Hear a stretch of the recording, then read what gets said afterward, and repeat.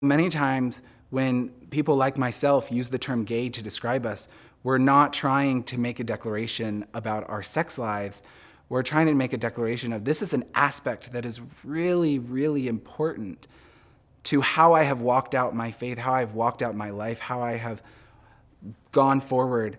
And I want to share this with you because I don't think you would be able to truly know me without knowing this. And I think ultimately, many times Christian parents will be concerned, like, oh, I don't want sexuality to become all of my child's identity.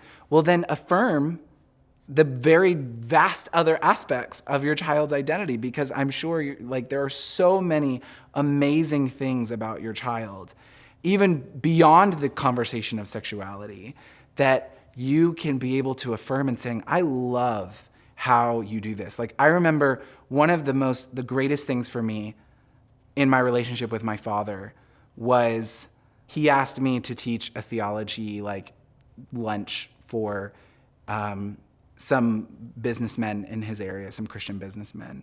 And I did it. And he just came, and this was in a moment where I don't even remember where I was theologically, but it was not a great place.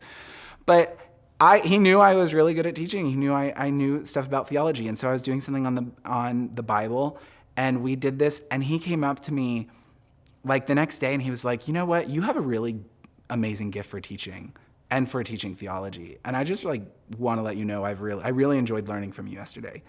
And this is a conversation that happened between my father, had nothing to do with sexuality.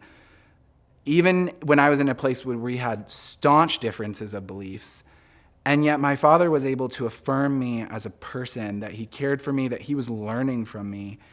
And for me, that was one of the things that I still take from my relationship with my father, even now, being able to see that my father loved me as a whole person, regardless of where I was in relationship to my sexuality.